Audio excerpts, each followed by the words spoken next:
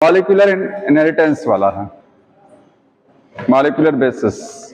बहुत ज्यादा नहीं, क्वेश्चन बता देंगे भी, लास्ट में कहेंगे 10 मिनट 15 मिनट क्वेश्चन बता दूंगा, चाहे चैप्टर कल हो जाए कंप्लीट, कोई दिक्कत नहीं है, ठीक है, क्वेश्चन करा देंगे हम आपको। दरअसल में इस चैप्टर से बहुत ज्यादा क्वेश्चन आते हैं, 10 से 12 क्वेश्चन इसी चैप्टर से आते हैं, ठीक है।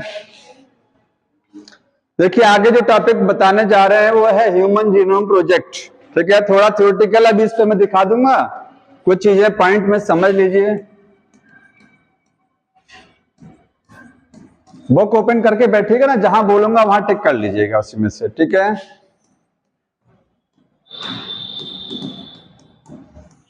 सबको पता है ना जीनोम क्या होता है, बताएंगे जीनोम क्या है। जैसे हमारी बॉडी की हर सेल में डिप्लॉयड कंडीशन होती है, डिप्लॉयड समझते हैं ना, 40 क्रोमोसोम, 23 इधर और 23 इधर। स्पर्म में 23 रहता है, ओवा में 23 रहता है। अगर कहा जाए जीनोम कहां देखने को मिलता है, स्पर्म में जीनोम है, मतलब 23 क्रोमोसोम में जितना जीन्स है वो क्या है, जीनोम है। क्योंकि जो जीन यहां पर होता है उसका कॉम्प्लीमेंट्री यहां पर होता है एलील, जो जीन इसमें होगा एलील उसी का कॉम्प्लीमेंट्री एलील यहां पर है, मतलब जीन क्या है, उसी का दूसरा रूप उस पर मिलेगा आपको। तो आप कह सकते हैं इसमें जितना जीन है उसी का कॉम्प्लीमेंट्री जीन तो सामने वाले में है ना। तो इसमें जितनी जीन्स होती है हैप्लॉइड सेट में, हैप्लॉइड सेट में, ये हैप्लॉइड सेट है, बगल वाला अगर जोड़ देंगे तो डिप्लॉइड हो जाएगा। हैप्लॉइड सेट में जितना जीन्स होती हैं सब क्या है, जीनोम है।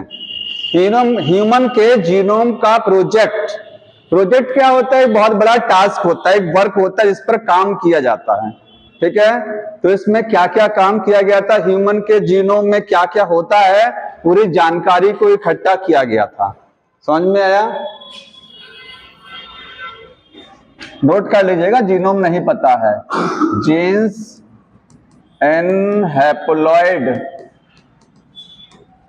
सेट ऑफ क्रोमोसोम्स,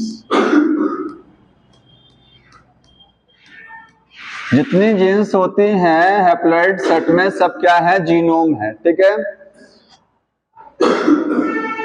अब देखिए ये प्रोजेक्ट है, इसमें क्या चीज, मेन चीज बताया गया है,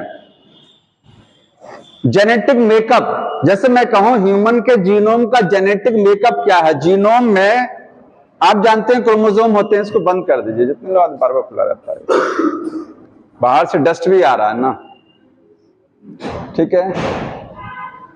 46 क्रोमोसोम होते हैं, हर क्रोमोसोम में देखना है किस नंबर पर कौन सा बेस लगा है, ठीक है।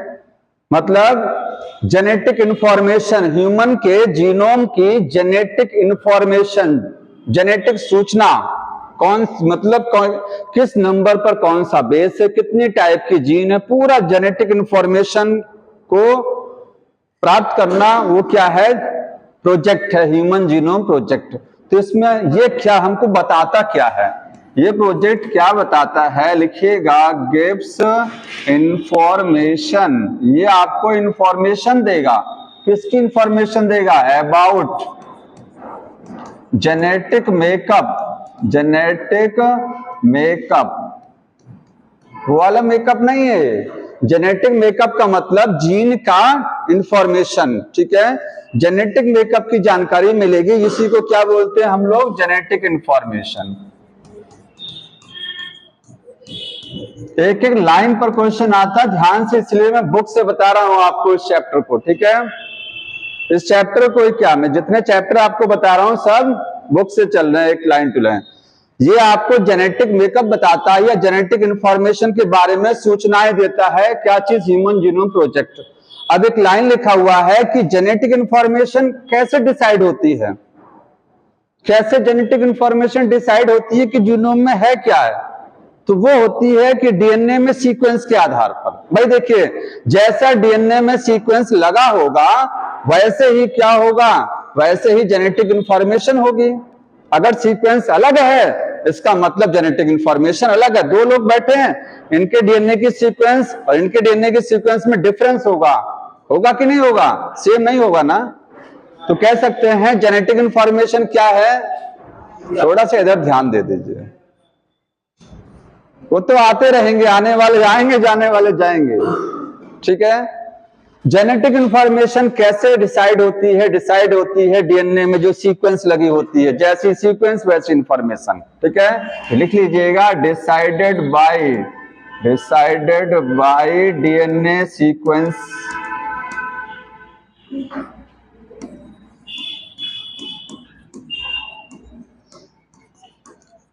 डीएनए में जो बेस की सीक्वेंस है वही जेनेटिक इंफॉर्मेशन को डिसाइड करती है। एक ये पॉइंट खत्म हो गया, ठीक। अब दो लोगों का जीन सेम नहीं हो सकता है, ये बात सही है। इस धरती पर जितने भी लोग हैं उनमें आप आइडेंटिकल ट्विंस छोड़ दीजिए जो मोनोजाइगोटिक होते हैं। दरअसल में ट्विंस भी 3 टाइप के होते हैं, मेन 2 टाइप के हैं, ठीक है। तो जो मोनोजाइगोटिक है, जो एक ही जाइगोट से बनते हैं, उनका जीन सेम होता है, बाकी किसी का जीन सेम नहीं है। समझ में आया? किस धरती पर 2 इंडिविजुअल आपस में सेम नहीं हो सकते हैं, तो वो तो जानते हैं, उसको मैं लिख नहीं रहा हूं यहां पर, ठीक है। या आप नोट कर लीजिए, एक्सेप्ट, इस लाइन को नोट करिएगा, एक्सेप्ट ये जो मैं लिख रहा हूं ना, ये पॉइंट आपको बुक में बीच में दिया हुआ है, ये वाला पॉइंट। मोनोजाइगोटिक ट्विंस को छोड़ दीजिए। No 2 individuals are same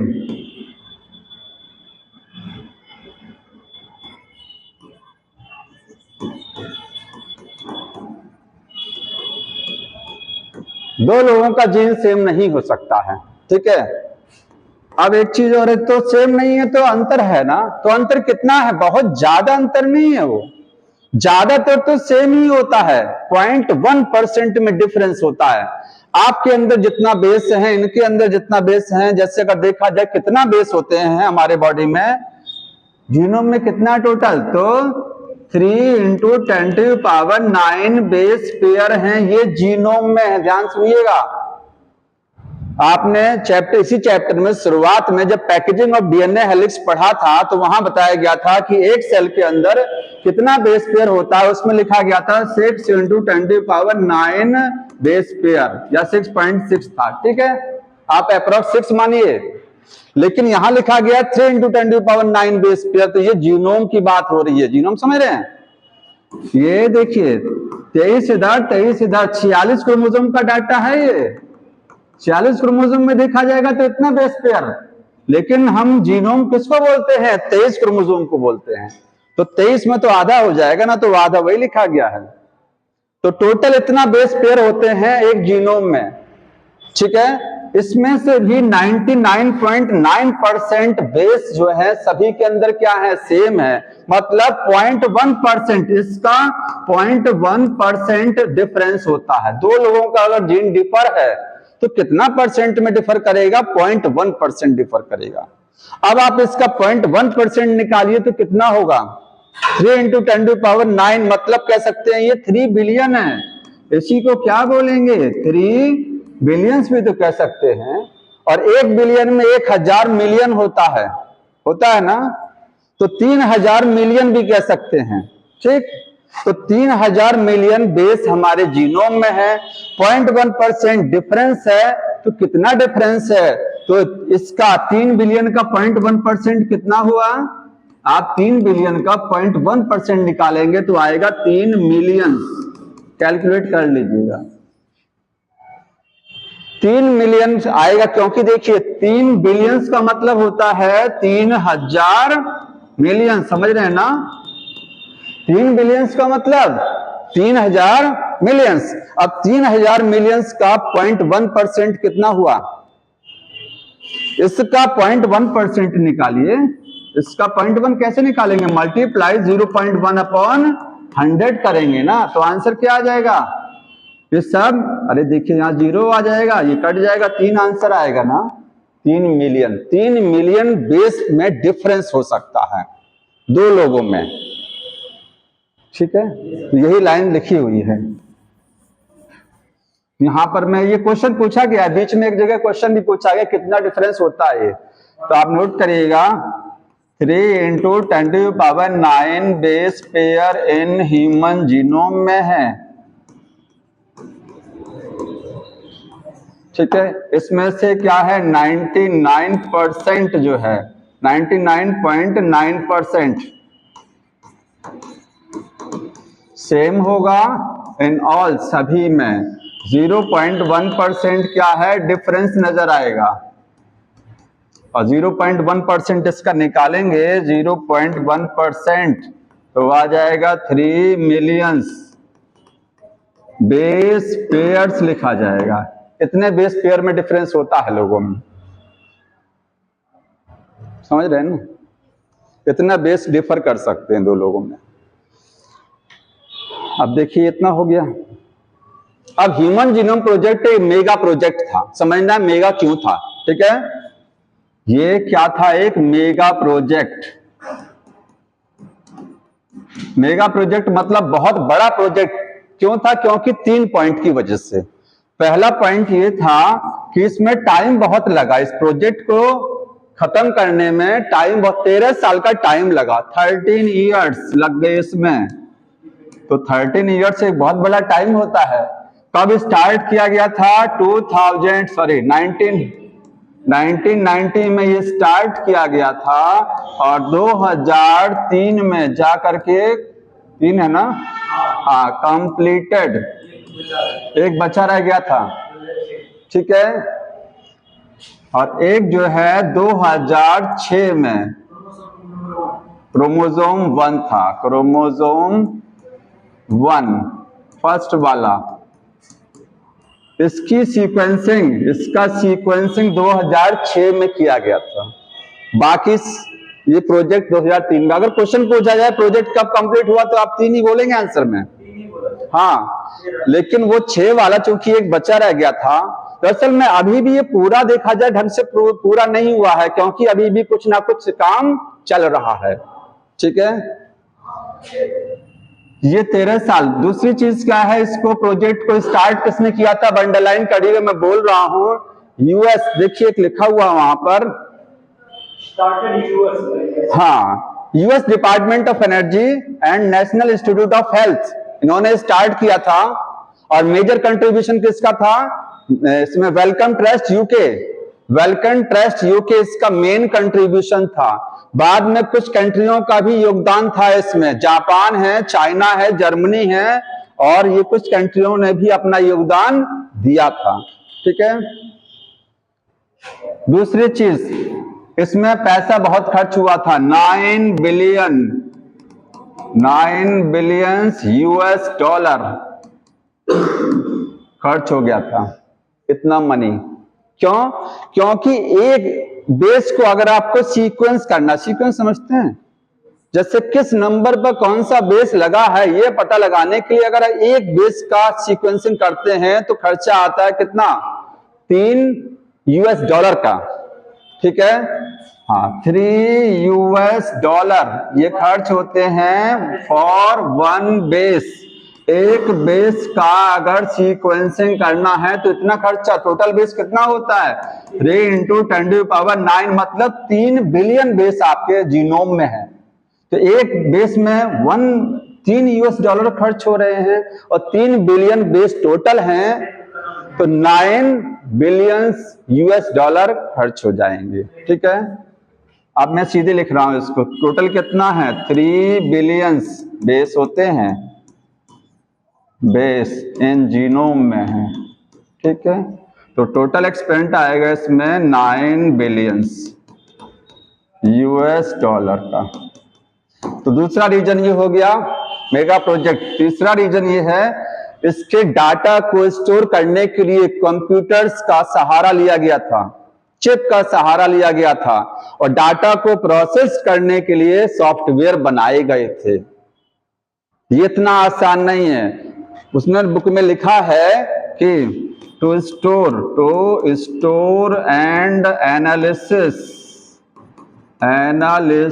data को स्टोर करने के लिए, क्योंकि 9, देखिए ये आप देखेंगे जो 3 × 10⁹ बेस हैं, ठीक है, लेटर जान लीजिए, तो ये 3 बिलियन लेटर को बुक में कैसे लिखेंगे, नहीं लिख पाएंगे ना।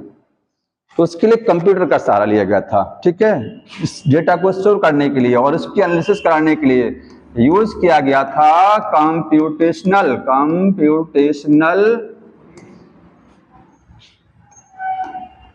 सॉफ्टवेयर, आगे जो भी लिखा गया होगा, ठीक है, एप्लीकेशन जो भी, उसको यूज किया गया था।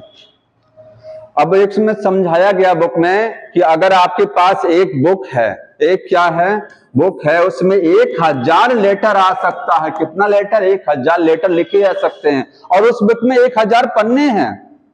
तो ऐसी 3300 किताबों की जरूरत पड़ेगी इतना लिखने के लिए, इतना लेटर लिखने के लिए। 3 बिलियन लेटर बहुत ज्यादा होते हैं। 3300 किताबों की जरूरत पड़ेगी, तो कहां रखेंगे उसको, कैसे पढ़ेंगे फिर दोबारा से, ठीक है। हाँ, तो इसीलिए कंप्यूटर का सहारा लिया गया था उसको स्टोर करने के लिए, एनालिसिस इस पूरे बेस को कि ह्यूमन के जीनोम में किस नंबर पर कौन सा बेस लगा है, कितने बेस है टोटल। और इसी की मदद से बायोलॉजी, एक नई ब्रांच बायोलॉजी में डेवलप हुई, बायो इन्फॉर्मेटिक्स। जैसे ये जो है ना ह्यूमन जीनोम प्रोजेक्ट जब आया तो उसमें कंप्यूटर का सहारा लिया गया और बायोलॉजी में एक नया डेवलपमेंट हुआ, एक इनोवेशन हुआ, बायो इन्फॉर्मेटिक्स डेवलप हुआ। मतलब बायोलॉजी में जब कंप्यूटर का सहारा ले लिया जाता है तो उसको बोलते हैं बायो इन्फॉर्मेटिक्स। इंफॉर्मेशन टेक्नोलॉजी का यूज करना किसमें? बायोलॉजी के अंदर, ठीक है। तो इसी से डेवलप हुआ था बायो इन्फॉर्मेटिक्स।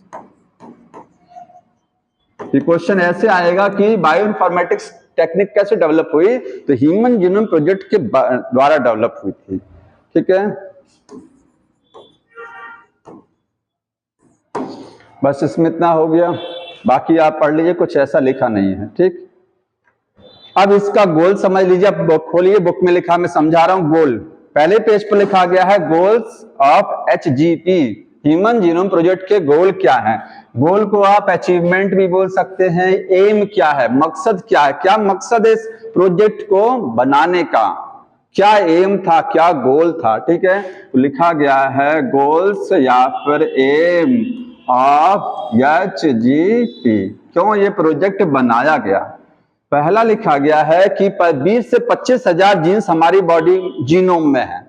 हमारी बॉडी के अंदर ह्यूमन में कितने टाइप की जीन्स होती हैं? 20 से 25 हजार। उनको पहचानने के लिए 25,000 जीन्स को आइडेंटिफाइड करने के लिए, पता लगाने के लिए ये प्रोजेक्ट डेवलप कराया गया। पहला मकसद ये था, टिक करते जाइए बुक में। दूसरा है 3 बिलियंस, हमारी बॉडी में टोटल कितना जीनोम में बेस होते हैं? 3 बिलियंस आपके जीनोम में इतना बेस पेयर है। इसको पता लगाने के लिए कि कितने बेस हमारे जीनोम में टोटल होते हैं, इतना बेस होते हैं, ये पता लगाने के लिए कितना जीन्स है, ये पता लगाने के लिए। और भी है लेकिन इसमें लिखा नहीं है, वो कहाँ है, अगले वाले चिप्स पर जाएंगे, पेज पर जहां लिखा गया सैलिएंट फीचर, और चीजें उसमें दी गई हैं, ठीक है। तो ये पता लगाने के लिए किया गया। तीसरा है ह्यूमन के जीनोम को सीक्वेंस करने के लिए, सीक्वेंस वही आपके जीनोम में पूरी सीक्वेंसिंग, ठीक है, उसके लिए। और चौथा नंबर इसमें दूसरा हो गया। थर्ड नंबर जो दिया गया है, store information in the database. इस प्रोजेक्ट को बनाया गया क्यों? ताकि जो जानकारी आपके जीनोम में है उस जानकारी को स्टोर करना, डेटा के रूप में रखना, ठीक है, ये इसका मतलब था। समझ में आ रहा है? हालांकि ये पॉइंट इंपॉर्टेंट नहीं है, पहला वाला और दूसरा वाला पॉइंट ज्यादा इंपॉर्टेंट है। आगे चौथा देखिए, improve the tools for data analysis छोड़ दीजिए, मैं आपको 5 नंबर समझा रहा हूं। 5वां नंबर देखिए, इस प्रोजेक्ट का एक मकसद और ये है कि इसके द्वारा जो भी जानकारी मिलेगी, क्या जानकारी मिली इसमें प्रोजेक्ट में, क्या जानकारी मिली हमको? ये पता लगा हमारी बॉडी में जीनोम में कितना जीन्स होती हैं, कितना बेस होते हैं, किस नंबर पर कौन सा बेस लगा, ये पता लग गया। तो क्या ये जानकारी कहीं काम आ सकती है? इस जानकारी को कहीं ट्रांसफर किया जा सकता है? तो हाँ, अदर सेक्टर में, दूसरे सेक्टर में, जैसे हेल्थ सेक्टर में। हेल्थ सेक्टर का मतलब, अगर आपको साइंटिस्ट बीमारियों का पता कैसे लगाते हैं, जेनेटिक बीमारी आपने पढ़ा ना, वो कौन सा, सिकल सेल एनीमिया पढ़ा ना। तो सिकल सेल एनीमिया में यही तो बताया जाता है कि एक सिंगल बेस में चेंजिंग हुई थी, हुआ था ना, जिसकी वजह से म्यूटेशन हुआ। तो जब तक हमको ह्यूमन के जीनोम के बारे में जानकारी नहीं पता लगेगा, तब तक हम डिजीज को, जो जेनेटिक बीमारियां हैं, उनका पता नहीं लगा सकते हैं। ठीक है, तो इसकी जानकारी को ट्रांसफर किया गया था दूसरे सेक्टर में, हेल्थ सेक्टर में। किसके लिए? To diagnose the disease, disease को पता लगाने के लिए। समझ में आया? हालांकि ये बड़े लेवल की चीज है, बस इतना जान लीजिए। ठीक, अगला है 6वां नंबर। इसका एक मकसद और है कि address the ethical, legal and social issues develop by this project. देखिए, जब कोई काम किया जाता है तो उसकी आलोचना भी होती है, लोग उंगली भी उठाते हैं, ठीक है, हंसी मजाक भी करते हैं, क्रिटिसिज्म किया जाता है। जैसे मेंडल को पागल सब समझते थे, ठीक ना, बाद में वो सही माने गए, नहीं माने गए उस समय। हाँ, तो ये जो प्रोजेक्ट डेवलप कराया जा रहा था, तो इसमें एक चीज का विशेष ध्यान ये रखा गया था कि इसका मकसद ये भी था कि इसके द्वारा कोई ऐसी जो है इश्यूज ना आने पाए, कोई लीगल इश्यूज ना आने पाए। लीगल समझते हैं कि कोर्ट में न चला जाए, क्योंकि ह्यूमन के जीनोम से छेड़छाड़ करना लीगल नहीं होता है। ह्यूमन के जीनोम से के साथ अगर ऐसा होता, तो मैंने एक बार आपको बताया था कि इन फ्यूचर ऐसा भी हो सकता है कि ह्यूमन में कुछ ऐसा बायोटेक्नोलॉजी से चेंज किया जाए कि ह्यूमन की वैरायटी ही चेंज कर दी जाए। तो ये लीगल नहीं है, ये चीजें, इसके लिए परमिशन नहीं है। इसमें इस चीज का भी ध्यान रखा गया था। इसका मकसद ये भी था कि हम प्रोजेक्ट बना तो रहे हैं, लेकिन इसमें कहीं इस पे कोई उंगली ना उठाए, कोई लीगल इश्यूज ना आने पाए, इथिकल ना आने पाए। इथिकल का मतलब, उसमें लीगल का मतलब होता है कोर्ट से संबंधित, और इथिकल का मतलब होता है धर्म से संबंधित। ठीक है, इथिकल, मोरल इश्यूज जिसको कह सकते हैं, धार्मिक कोई इसमें ऐसा इश्यूज ना आने पाए कि लोगों की भावनाओं के साथ खिलवाड़ हो। अगला है सोशल इश्यूज। सोशल का मतलब समाज में इसको कोई गलत इंपैक्ट ना जाने पाए। ठीक है, तो ऐसा कुछ ना हो, इसका भी ध्यान रखा गया था। ये थोड़े से इस पे क्वेश्चन नहीं आता है। ये हो गया कंप्लीट। ठीक, अगला पेज आ जाइए। जो अब क्वेश्चन आता है वो मैं बता रहा हूं। देखिए, अगले पेज पर जाएंगे आप, इसमें लिखा गया कि इस प्रोजेक्ट में ह्यूमन का तो किया ही है सब कुछ, साथ में कुछ प्लांट किया और कुछ जो है बैक्टीरिया, ईस्ट का जीनोम भी सीक्वेंस किया गया। ठीक है, उस पर अंडरलाइन करिएगा, many non human models organism, कुछ ऐसे ऑर्गेनिज्म जो नॉन ह्यूमन मॉडल हैं, मतलब ह्यूमन नहीं है, नॉन ह्यूमन ऑर्गेनिज्म है। जैसे फॉर एग्जांपल लिखा गया है बैक्टीरिया, ईस्ट, और ये है कैनरोहेबिडिटिस इलेंगिस, ये एक निमेटोड होता है। निमेटोड का मतलब एक वॉर्म होता है। देखिए, ध्यान से समझते ही आपको समझ में आ जाएगा, बुक देखते रहिए। ठीक है, और ड्रोसोफिला जो फ्रूट फ्लाई होती है, ठीक है, प्लांट में राइस और अरेबिडेसिस प्लांट है, इनके जीनोम को भी सीक्वेंस किया गया है। और काम चल रहा है टोमेटो के जीनोम को सीक्वेंस करना, पोटैटो, बहुत सारे वेजिटेबल और प्लांट काम चल रहा है। तो कहा जाए किसके जीनोम को सीक्वेंस कर लिया गया, तो जो बुक में दिए गए हैं इनके जीनोम को भी पता लगाया गया है, पूरी जानकारी। ठीक, अब इस टॉपिक से क्वेश्चन आता है मेथोडोलॉजीज। इस पर पिछली बार भी क्वेश्चन आया था। ठीक है, ये आपका आधे पैराग्राफ में दिया तो है, लेकिन ये बहुत बड़ी चीज दी हुई है। ठीक, इसको आप समझ लीजिए ध्यान से। मतलब प्रोजेक्ट ये कैसे करते, क्या टेक्निक अपनाते हैं ह्यूमन के जीनोम में पता लगाने के लिए जानकारियां। ठीक है, तो 2 टेक्निक हैं टोटल। मेथडोलॉजीज मतलब मेथड, इसका मतलब क्या है, क्या तरीका अपनाएंगे इस प्रोजेक्ट में, क्या मेथड यूज किया गया था। देखिए, 2 मेथड आपको पता, हमारे जीनोम में 2 तरीके की सीक्वेंस होती हैं। कुछ सीक्वेंस ऐसी होती हैं जो कोडिंग नेचर की होती है, जिससे कुछ बनता है, और कुछ सीक्वेंस ऐसी होती है जिससे कुछ नहीं बनता है। और जिससे कुछ नहीं बनता वो इंट्रॉन्स होते हैं, और जिससे कुछ बनता है वो एक्सॉन्स होते हैं। समझ में आ रहा है? तो 2 तरीके अपनाए गए। पहला क्या है, ईटीएस है। ठीक है, इसको चाहेंगे शॉर्ट फॉर्म में नोट करिए, क्योंकि बुक में उतना नहीं दिया है, ये बुक में उतना नहीं दिया हुआ है। ठीक है, ईटीएस का फुल फॉर्म है एक्सप्रेस्ड सीक्वेंस टेक्स्ट, TAGS। ठीक है, और दूसरा है सीक्वेंस एनोटेशन। ETS में क्या करते हैं, हम अपने डीएनए में, ह्यूमन के डीएनए में उस बेस को पता लगाएंगे उस बेस की। जैसे आपका ये डीएनए है, उस डीएनए में मैं कह रहा हूं ये पार्ट इंट्रॉन्स है, ये वाला पार्ट क्या है, एक्सॉन, ये पार्ट क्या है, एक्सॉन, ये पार्ट क्या है, एक्सॉन। आरएनए किससे बनता है? आरएनए तो सभी से बन जाता है, इंट्रॉन्स और एक्सॉन दोनों आते हैं, लेकिन जब आरएनए कंप्लीट बनता है तो इंट्रॉन्स को निकाला जाता है और एक्सॉन्स जोड़े जाते हैं। ठीक है, तो आरएनए में केवल और केवल क्या रहते हैं, आप बोलेंगे एक्सॉन्स। ठीक है, तो एक्सॉन्स ही कोडिंग पार्ट होता है ना। तो इसमें हम और यही एक्सप्रेसिंग पार्ट भी समझते हैं ना, जो पार्ट एक्सप्रेस होता है डीएनए का वो एक्सॉन्स होता है। इंट्रॉन्स कभी एक्सप्रेस नहीं होता क्योंकि उससे कुछ बनता नहीं है, वो तो काट के बाद में निकाल दिया जाता है हमारे आरएनए में। ठीक है, तो हम इस वाले तरीके से ह्यूमन के जीनोम में उस पार्ट को सीक्वेंस करेंगे जो एक्सप्रेसिंग नेचर का है, जिससे आरएनए बनता है। ठीक है, ये लिखा गया है, the part which form the RNA, वो पार्ट डीएनए का जो आरएनए बना सकता है उस पार्ट की सीक्वेंसिंग करेंगे। क्योंकि आरएनए अगर बन गया तो जाहिर सी बात है प्रोटीन तो बन जाएगा ना, आरएनए अगर बन गया तो प्रोटीन बन जाएगा। ठीक, यहां पर नोट कर लीजिएगा, इसमें क्या चीज, ओनली दैट पार्ट, केवल उस पार्ट को सीक्वेंस करेंगे, सीक्वेंस्ड दैट फॉर्म आरएनए, जो आरएनए बना सकता है। आरएनए में कोई भी आरएनए, आरएनए बना सकता है, टी आरएनए या फिर एम आरएनए, कुछ भी आरएनए बना सकता है, सबको सीक्वेंस करेंगे इसमें। ठीक है, और यही पार्ट क्या होता है, इसी को बोलते हैं एक्सप्रेसिंग पार्ट। यही हिस्सा एक्सप्रेशन करता है, यही एक्सॉन है, तो एक्सॉन्स की सीक्वेंसिंग करेंगे। समझ गया?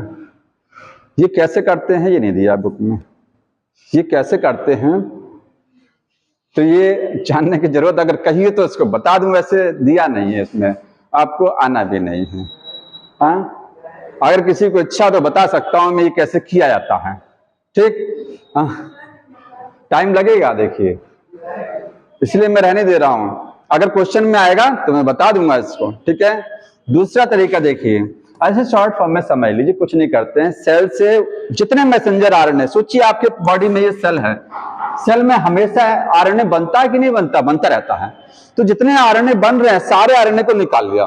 ठीक, आरएनए निकालने के बाद में सोचिए आपके पास ये आरएनए आ गए, इनसे हम क्या बनाएंगे, डीएनए, क्या बनाएंगे, डीएनए। ठीक है, बना लिया डीएनए, कैसे बनाएंगे, रिवर्स ट्रांसक्रिप्शन प्रोसेस से बनाते हैं, बना लिया। अब इस डीएनए की आप सीक्वेंसिंग कर लीजिए, मशीन होती है ना कम, उसी में डीएनए डाला यही वाला, और ये मशीन बता देगी कि किस नंबर पर कौन सा लेटर लगा है। ऑटोमेटेड सीक्वेंसर एक मशीन है, उसमें डीएनए का सैंपल डालते हैं। जैसे अगर आपको पता लगाना है इस डीएनए में कितने बेस हैं और कौन किस नंबर पर कौन सा बेस लगा है, ए के बाद टी है कि सी है, इसी को मशीन में डालेंगे, वो खटखट बता देगा, लिख करके। देखिए बुक में दिया भी है, एक दिया ना, कंप्यूटर पे दिखा रहा है वो कौन सा बेस किस नंबर पर है, तो बता देता है। तो मैसेंजर आरएनए निकाल करके उससे डीएनए बनाते हैं और डीएनए की सीक्वेंसिंग कर लेते हैं। तो सवाल ये उठता है, तो क्यों डीएनए को क्यों नहीं ले लेते हैं, सीधे डीएनए को ले लीजिए, काट लीजिए, उसी की सीक्वेंसिंग कर लीजिए। भाई डीएनए में सारा पार्ट भी है ना, नॉन कोडिंग भी तो है, हमको नॉन कोडिंग से कोई मतलब नहीं है, हम तो कोडिंग का कर रहे हैं ना। इसमें किसका करते हैं, कोडिंग वाला। तो हम जानते हैं आरएनए जो बना हुआ है वो कोडिंग पार्ट से तो बना है ना, इसमें से जो नॉन कोडिंग पार्ट तो निकाल दिया जाता है, जब प्रोसेसिंग होती है तो नॉन कोडिंग निकल जाता है, इंट्रॉन्स हटा दिए जाते हैं ना। पूरा पार्ट कौन सा रहता है, ये एक्सप्रेसिंग वाला रहता है। ठीक है, इसीलिए यहां पर आरएनए लेते हैं, आरएनए से डीएनए बना लिया, तो आपको वो पार्ट मिलेगा जो ढंग का वाला है। ठीक, और देखिए इसके बाद में दूसरा है सीक्वेंस एनोटेशन।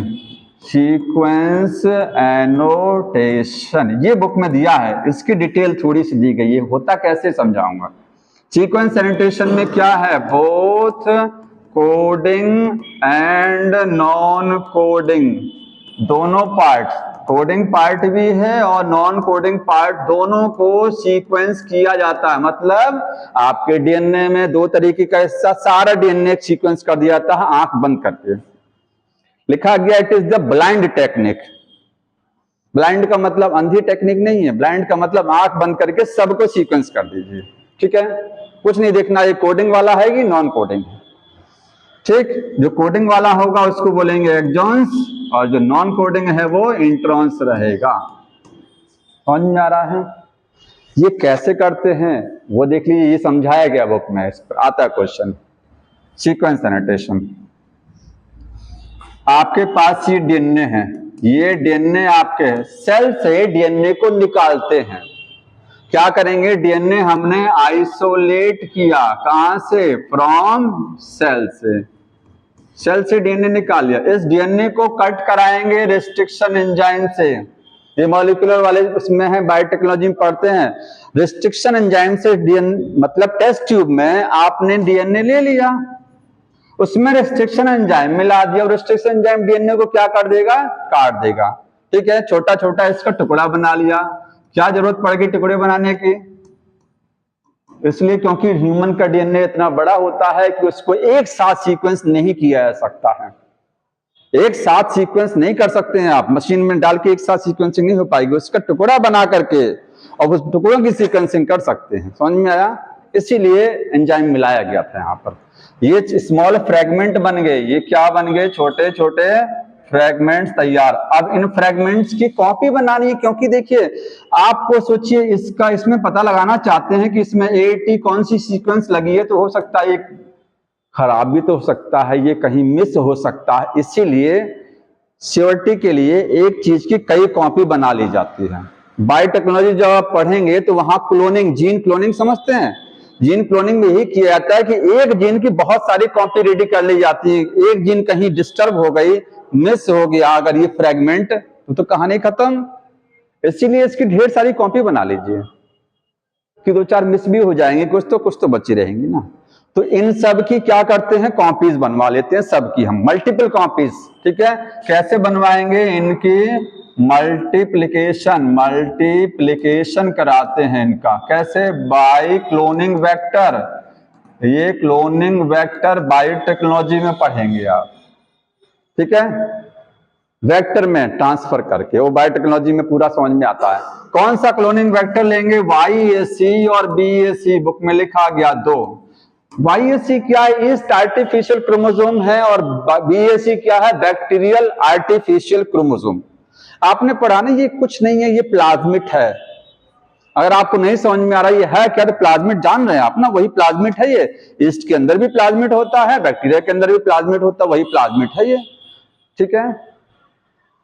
तो इसमें इसके द्वारा इसकी मल्टीपल कॉपी आपने क्या कर लिया, रेडी कर लिया, ठीक, ये रेडी कर लिया। अब क्या करेंगे, इनको सीधे एक मशीन में डाल देंगे, सीक्वेंस ऑटोमेटेड सीक्वेंसर मशीन है, ठीक है। इसको क्या करेंगे, ऑटोमेटिक है, सीक्वेंसर में इसको रख देंगे।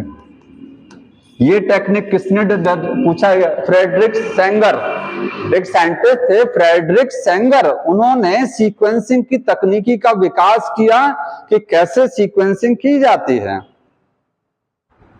ठीक है। जैसे अल्फाबेट में ABCD पूरा सीक्वेंस लगा होता है ना, 26 लेटर का होता है, ऐसे ही एक इस डीएनए में किस नंबर पर कौन सा बेस लगा, ये टेक्निक किसने, फ्रेडरिक सेंगर ने डेवलप की थी, ठीक है।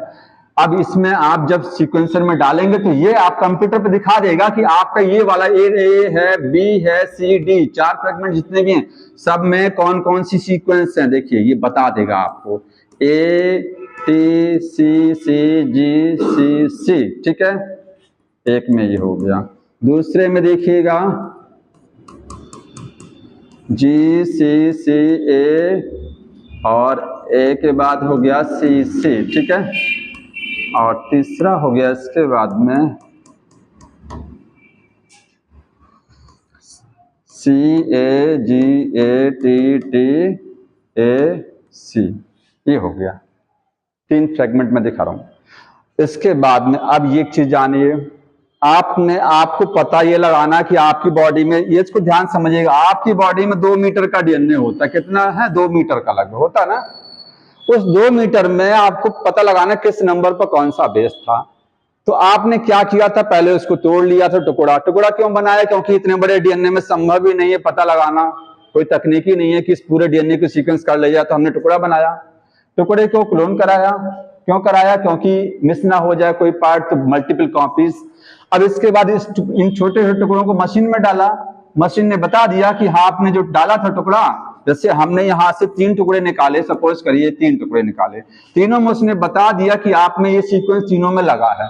ठीक है, 3 टुकड़े दिख रहे हैं वहां पर ना, 3 पार्ट में ये सीक्वेंस लगा है।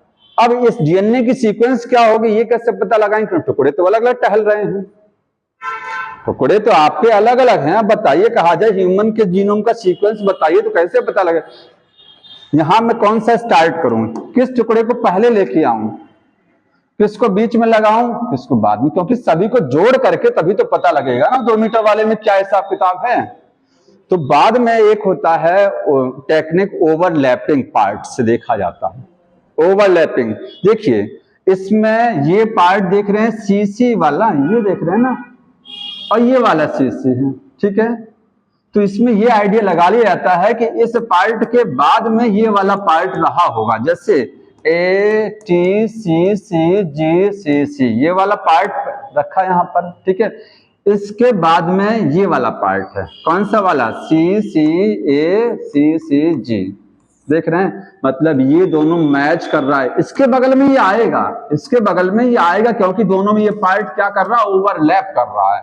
ठीक है, और अगर यहाँ 80 है और मैं यहाँ 80 लगा दूं, सोचिए यहाँ 80 लगा तो ये 80 इसके साथ ओवरलैप, मतलब इसके बगल में ये वाला सेगमेंट यहाँ जाएगा, ये वाला सेगमेंट कहाँ जाएगा, उठ के यहाँ, क्योंकि यहाँ भी 80 यहाँ भी 80। तो ओवरलैपिंग पार्ट का सहारा लिया जाता है, और ओवरलैपिंग पार्ट को एक के बगल में एक रखा जाता है, और बाद में सबको अलाइनमेंट करा दिया। तब देखिए लिखा गया होगा एक लाइन, जितने टुकड़े हैं सारे टुकड़े को एक साथ जोड़ करके अलाइनमेंट कराया जाता है और कंप्लीट सीक्वेंस निकाली जाती है। ठीक है,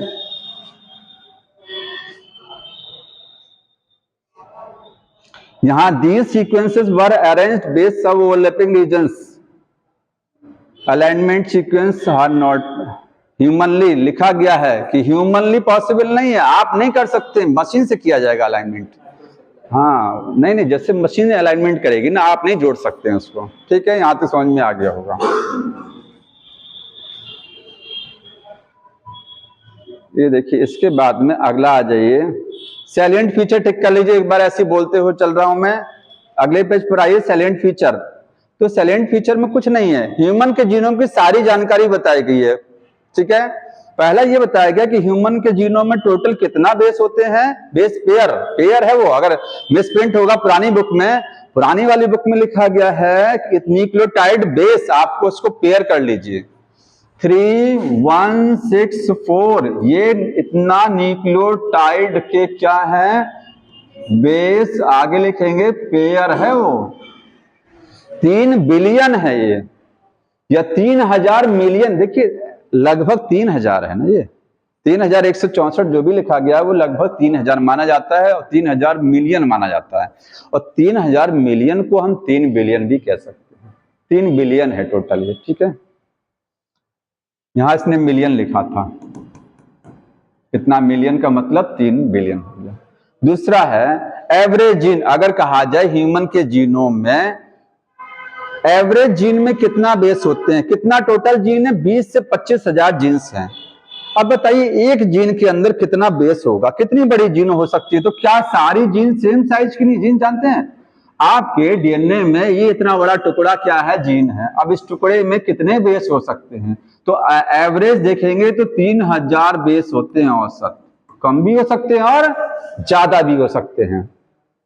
एवरेज एक जीन के अंदर 3000 बेस का मतलब वो ATC80 वाले की बात कर रहे हैं, 3000 बेस होंगे एवरेज। ठीक, सबसे बड़ी जो जीन होती है वो डिस्ट्रोफिन जीन होती है, 2.4 मिलियन बेस होते हैं उसमें, 2.4 million base, dystrophin muscular dystrophy जिसकी वजह से होता है। ठीक है, तो सबसे बड़ी जीन वो है।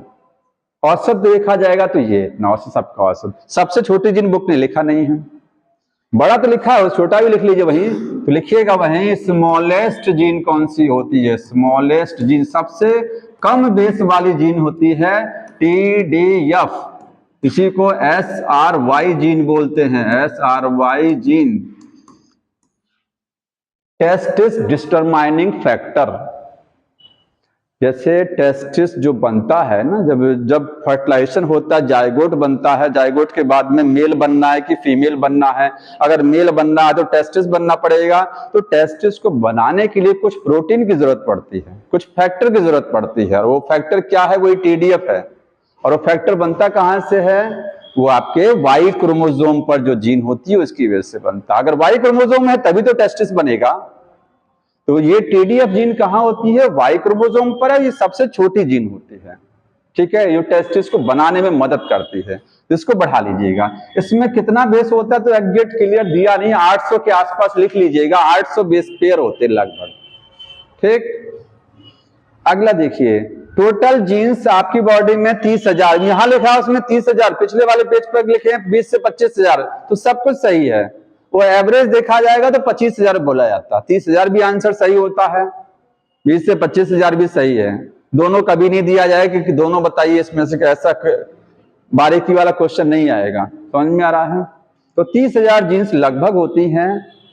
पहले माना जाता था 80,000 से 1,40,000 जीन्स साइंटिस्ट मानते थे, लेकिन जब ये प्रोजेक्ट आया तो पता लगा 30,000 जीन्स होती हैं। 99.9% जीन सबके अंदर सेम है, केवल 0.1% जीन क्या है, डिफर होती हैं।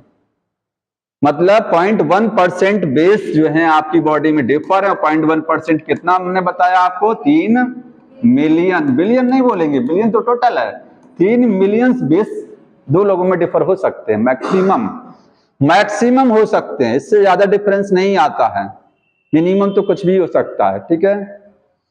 अगला है फंक्शन ऑफ द, जितनी जीन डिस्कवर की गई हैं जितनी आज तक, उसमें से 50%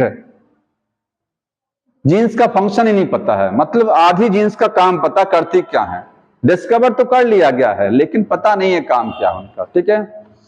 2% से भी कम जीनोम कोडिंग होता है, ये समझ रहे हैं। ह्यूमन जीनोम में 98% पार्ट ऐसा होता है जो कुछ नहीं बनाता है, केवल 2% पार्ट ऐसा होता है जो कुछ बनाता है, कोडिंग वाला है, ठीक है। वो चीज अलग है, ये अलग चीज है, ये तो डिफरेंस है 0.1% मैक्सिमम, वो कोडिंग वाला अलग है, ठीक। एक चीज और, रिपीटेड सीक्वेंस, आपके जीनोम में, आपके DNA में बहुत सारा पार्ट ऐसा होता है जो क्या है, रिपीटेड होता है। रिपीटेड का मतलब समझिए, इसको आगे समझाना है किसमें, DNA फिंगरप्रिंटिंग जब समझाएंगे, ठीक है। आपके जीनोम में बहुत सारा पार्ट ऐसा जो रिपीटेड है, उसको बोलते हैं रिपीटेड सीक्वेंसेस। अभी मैं समझाऊंगा, छोड़ दीजिए इसको। लिखा रिपीटेड सीक्वेंस का कोई डायरेक्ट फंक्शन नहीं है, समझ रहे हैं, क्योंकि कुछ करता नहीं है, इसके हिसाब से कुछ बनता नहीं है, नॉन कोडिंग पार्ट है। ये कैसा है, नॉन कोडिंग। क्रोमोसोम नंबर 1 में सबसे ज्यादा जीन्स होती हैं, 2,968 जीन्स, और वाई क्रोमोसोम में सबसे कम जीन है। तो ये भी ध्यान रखिएगा कि सबसे कम जीन वाई क्रोमोसोम में है, और सबसे छोटी वाली जीन कहां होती है, वो भी वाई क्रोमोसोम में ही होती है, ठीक है। 231 जीन है वाई क्रोमोसोम में टोटल, और सबसे छोटी जीन जो TDF है वो वाई क्रोमोसोम में ही होती है। समझ में आया। अब एक चीज है SNP। अब SNP यही समझ लीजिए क्या होता है, देखिए इसको, SNP सिंगल न्यूक्लियोटाइड पॉलीमॉर्फिज्म। अभी मैंने बताया कि हमारे अंदर 0.1% DNA ऐसा होता है जो जिसमें डिफरेंस होता लोगों में, ठीक है। मैक्सिमम 0.1% में 99.9% सबका क्या है, सेम है। वो तो 0.1% में क्या है, वो डिफरेंस है, ठीक है। अब इस 0.1% में भी, 0.1% का मतलब वो हो गया 3 मिलियन बेस, समझ रहे हैं ना, 3 मिलियन बेस में डिफरेंस सब में। अब इसमें भी देखा जाए तो हमारे बॉडी में या जितने भी लोग हैं उसमें टोटल डाटा कितना है, 1.4 मिलियन लोकेशन ऐसी हैं। 3 मिलियन में से, ध्यान सुनिएगा, 3 मिलियन में से आउट ऑफ 3 मिलियन, 3 मिलियन में से 1.4 मिलियन जगह ऐसी हैं जहां पर एक सिंगल बेस की वजह से डिफरेंस अराइज होता है। जैसे अगर मैं कहूं एक आदमी ए है और एक पर्सन क्या है बी है, इसका डीएनए जो है ए टी टी ए जी सी ए ये हो गया, देखिए कुछ भी, ठीक है। दूसरे वाले का डीएनए क्या है, ये है।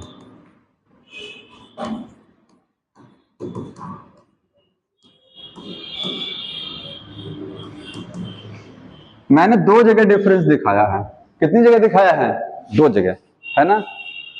तो ऐसे आप सोचिए कि 3 मिलियन बेस में डिफरेंस हो सकता है, उसमें से भी जो 1.4 जगह ऐसी हैं, जैसे मैंने 2 जगह दिखाया, ऐसी 1.4 मिलियन जगहों पर एक न्यूक्लियोटाइड का डिफरेंस होता है। ये कितने न्यूक्लियोटाइड का डिफरेंस दिखा रहा है, एक। अगर मैं जी की जगह सी बना दूं तो आप बोलेंगे यहां जी था यहां सी आया, ये 2 चेंज हुआ ना, तो ये 2 न्यूक्लियोटाइड का डिफरेंस हो गया, ठीक है। तो एक न्यूक्लियोटाइड का जो डिफरेंस होता है वो 1.4 मिलियन जगहों पर होता है। इसी को बोलते हैं सिंगल न्यूक्लियोटाइड पॉलीमॉर्फिज्म। पॉलीमॉर्फिज्म का मतलब होता है डिफरेंस, और सिंगल न्यूक्लियोटाइड का मतलब एक न्यूक्लियोटाइड। जैसे पॉइंट म्यूटेशन पढ़ा था ना, पॉइंट म्यूटेशन में एक ही बेस तो चेंज होता है, ऐसे यहां एक बेस में डिफरेंस आपके लोगों में, एक सिंगल बेस में डिफरेंस 1.4 मिलियन जगहों पर दिखाई देगा, ठीक है। समझ में आ रहा है भाई। डिफरेंस कैसा भी हो सकता है कि डिफरेंस में 3 बेस का डिफरेंस आ जाए। आपका डीएनए ये है, हमारा ये है, आपके डीएनए में ये एटीटी, हमारे में जीटीटी आ गया, जीएए आ गया, 3 बेस का डिफरेंस हो गया। अब ये 3 बेस का डिफरेंस कई बार चल सकता है, तो ये बता रहा है एक बेस वाला डिफरेंस, ठीक। तो एसएनपी ध्यान रखिएगा सिंगल न्यूक्लियोटाइड की वजह से। अगला आ जाइए डीएनए फिंगरप्रिंटिंग, जो लास्ट टॉपिक है वो।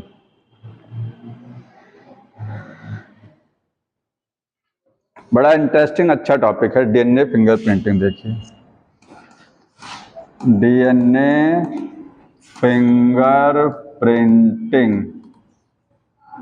इसी का दूसरा नाम उसी बुक में नोट कर लीजिएगा, इसको डीएनए प्रोफाइलिंग बोलते हैं। डीएनए प्रोफाइलिंग, इसी को डीएनए टाइपिंग बोलते हैं, डीएनए टाइपिंग। हाँ क्या कह रहे हैं, हाँ डीएनए इम्प्रिंटिंग। सबका मतलब जान लीजिए। जैसे फिंगरप्रिंट जो होता है लोगों में कहते हैं कि सबका यूनिक होता ना, लेकिन और ठीक है यूनिक तो है ही है, तो फिंगरप्रिंट से लोगों की पहचान हो सकती है, लेकिन फिंगरप्रिंट बदलवाया भी जा सकता है। सर्जरी से फिंगरप्रिंट चेंज भी हो सकता है, प्लास्टिक सर्जरी से चेंज किया जा सकता है। तो कैसे पता, मान लीजिए क्राइम में पता लगाना, क्राइम कौन किया, या 2 लोगों में पता लगाना है कि डिफरेंस क्या है, कैसे 2 लोगों को पहचानना है, तो डीएनए से। डीएनए में कोई जुगाड़ चलता ही नहीं है, यहां कोई जुगाड़ नहीं चलता है। समझ में आया। डीएनए फिंगरप्रिंट यूनिक होता है। फिंगरप्रिंट का मतलब होता है एग्जैक्ट कॉपी। समझ में आया। यहां पर इसमें 2 लोगों का डीएनए मैच कराया जाता है। जैसे फिंगरप्रिंट आप कहीं लगाइए तो आपका फिंगरप्रिंट ये जहां लगेगा ये उससे मैच करेगा कि नहीं करेगा, फिंगरप्रिंट मैच करता है, वैसे डीएनए मैच कराया जाता है। इसी को बोलते हैं डीएनए प्रोफाइलिंग। प्रोफाइलिंग का मतलब क्या होता है, प्रोफाइल जानते हैं, जैसे शादी में या कहीं जॉब में जब एक बायोडाटा देते हैं तो बायोडाटा में अपनी सारी जानकारी दे दी जाती है, वो आपकी प्रोफाइल है, आपके बारे में सारी जानकारी। ऐसे आपके डीएनए के बारे में सारी जानकारी अगर कहीं लिखी हुई है तो वो क्या है, डीएनए प्रोफाइलिंग है।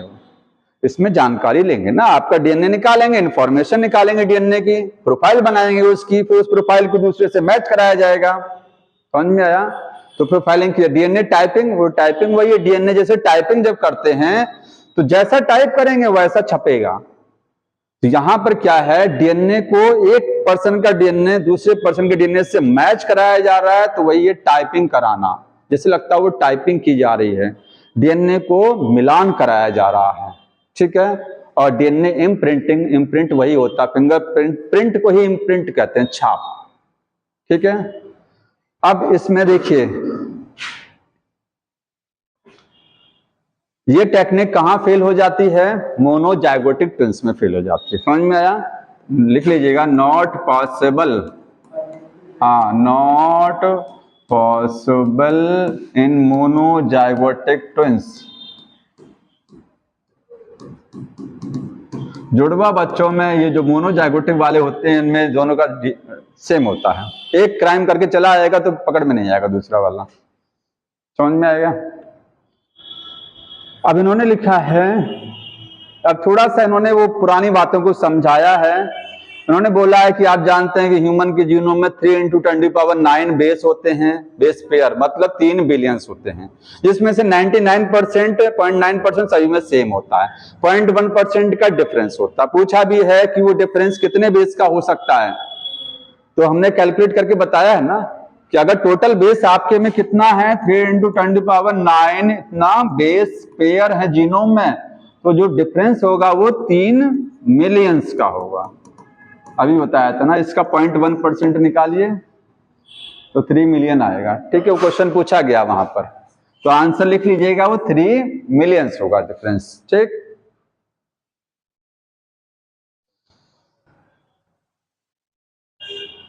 अब डीएनए फिंगरप्रिंटिंग में ऐसा नहीं होता है कि पूरा जीनोम सीक्वेंस नहीं कराया जाता। जब प्रोजेक्ट बनाया गया था तो उसमें आपके बॉडी में जितना डीएनए है A to Z पूरे डीएनए की सीक्वेंसिंग कराई गई थी, किस नंबर पर कौन सा बेस लगा हुआ है सब, इसीलिए तो 13 साल का समय लग गया। लेकिन फिंगरप्रिंटिंग में वो काम दोबारा से नहीं करते हैं कि आपका डीएनए निकाला, पूरा पहचाना किस नंबर पर कौन सा बेस लगा है, सारे बेस की खोजबीन की गई, सारा बेस का खोजबीन करेंगे तो पता लगा बहुत समय बीत जाएगा तब तक तो। ठीक है, तो इसलिए बहुत शॉर्टकट तरीका अपनाया जाता है, इसमें सीक्वेंसिंग पूरे जीनोम की नहीं की जाती। नोट कर लीजिएगा, नॉट ऑल जीनोम, पूरा जीनोम जो है सीक्वेंस्ड नहीं किया जाता है। क्यों नहीं किया जाता? क्योंकि ये टाइम टेकिंग है, डेंटिंग प्रोसेस है, ये बड़ा टाइम टेकिंग है और खर्चीला प्रोसेस होता है, इसीलिए। तब करेंगे क्या इसमें? तो इसमें हम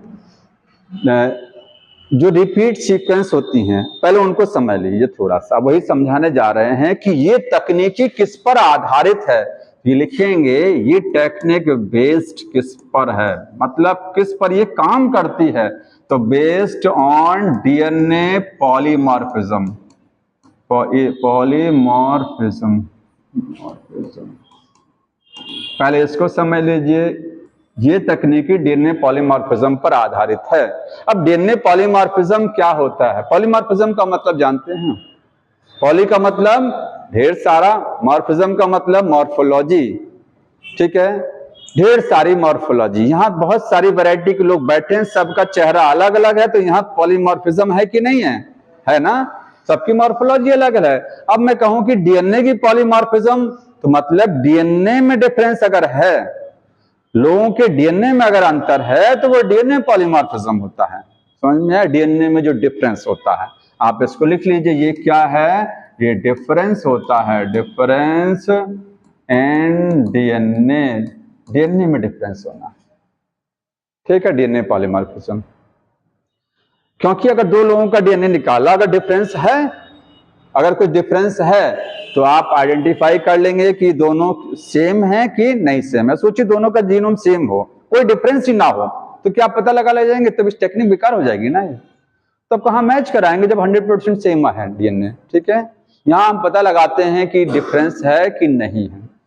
अब डीएनए पॉलीमॉर्फिज्म में क्या चीज देखी जाती है? डीएनए में कौन सा डिफरेंस देखा जाता है? तो डीएनए में हम डिफरेंस वो वाला देखते हैं, repeat sequences, repeated sequences identified. क्या चीज पहचानते हैं कि डीएनए में? हम बेस नहीं पहचाने किस नंबर पर कौन सा बेस है, वो तो टाइम टेकिंग है। हम रिपीट सीक्वेंसेस को पहचानते हैं दो लोगों के डीएनए में। ठीक है, अब पहले ये जान लीजिए रिपीट सीक्वेंसेस, उसके बाद ये आसान हो जाएगा। तो देखिए रिपीट सीक्वेंसेस क्या होती हैं। रिपीटेड सीक्वेंसेस में आगे ले दे रहा हूं।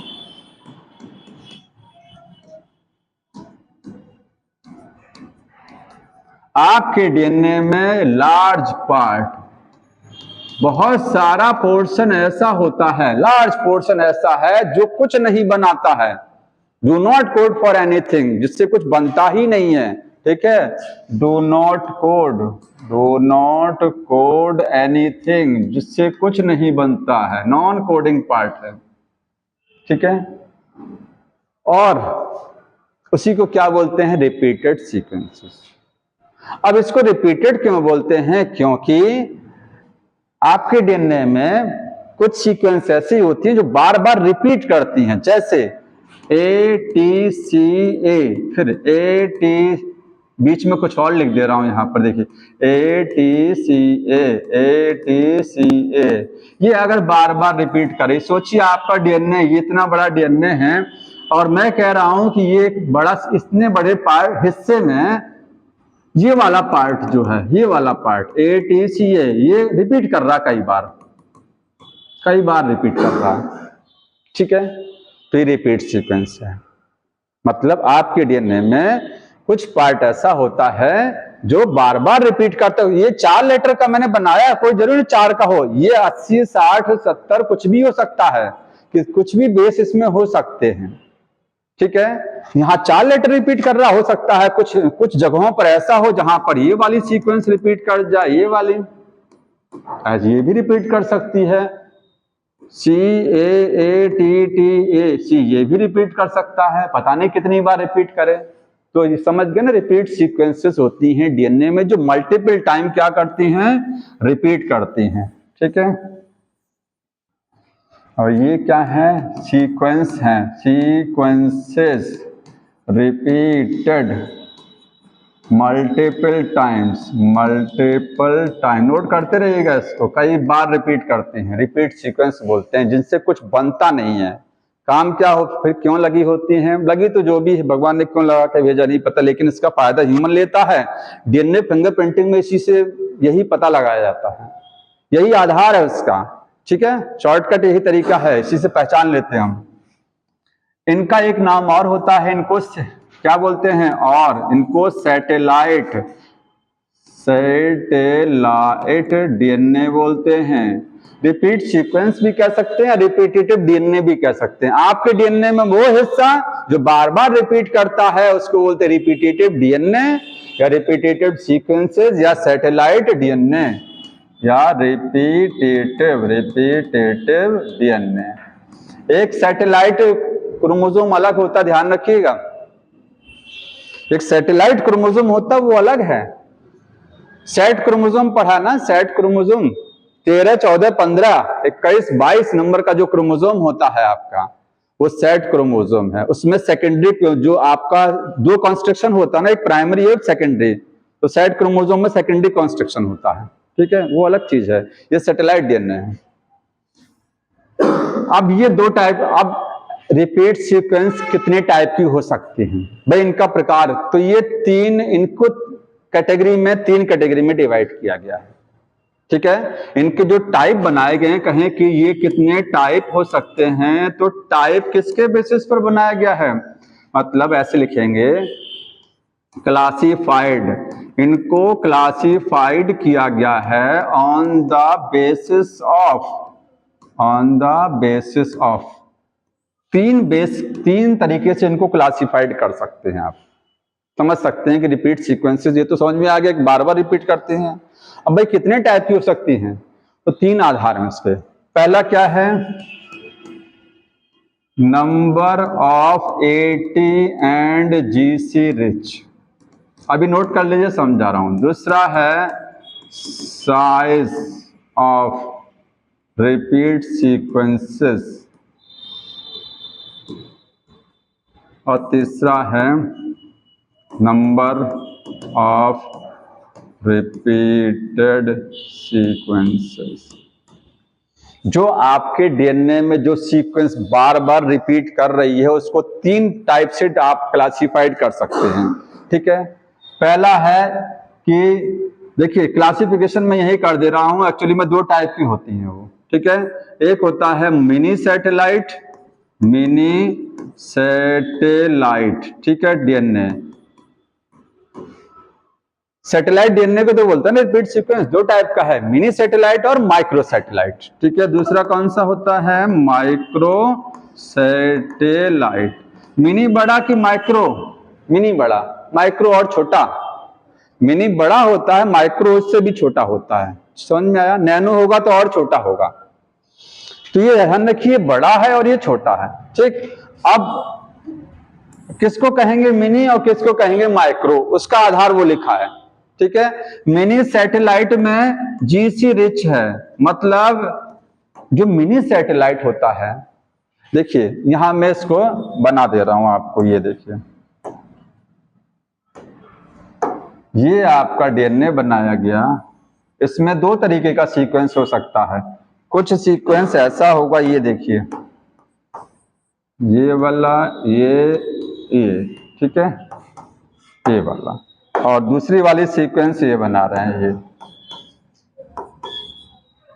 इसको छोटा बनाना चाहिए था।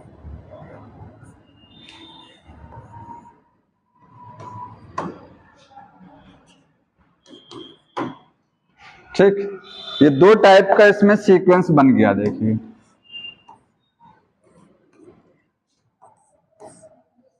ये जो मैंने रेड से बनाया है, रेड कौन सा है? मिनी, और येलो वाला क्या है? माइक्रो। मिनी वाला बड़ा होता, माइक्रो वाला छोटा होता है। ठीक है, तो मिनी वाले में जीसी, जीसी समझते हैं?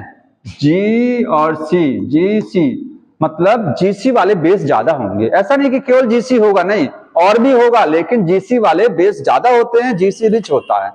और ये माइक्रो वाला कैसा? एटी रिच होता है। ठीक है, यहां पर लिखेंगे ये कैसा है? एटी रिच है, एटी रिच।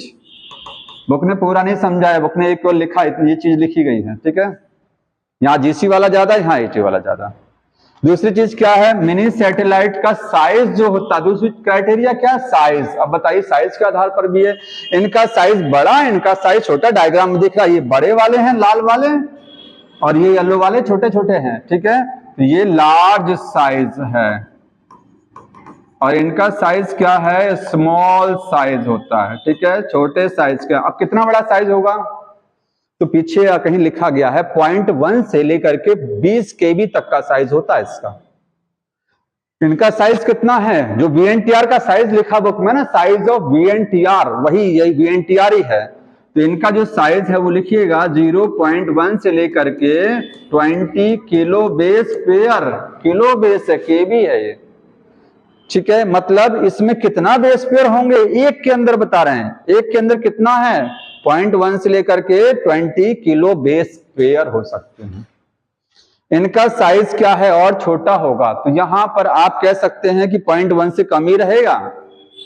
ठीक है, 500 और 600 बेस लगभग, मतलब 1000 से कम ही रहेंगे। ठीक है, और 1000 क्या?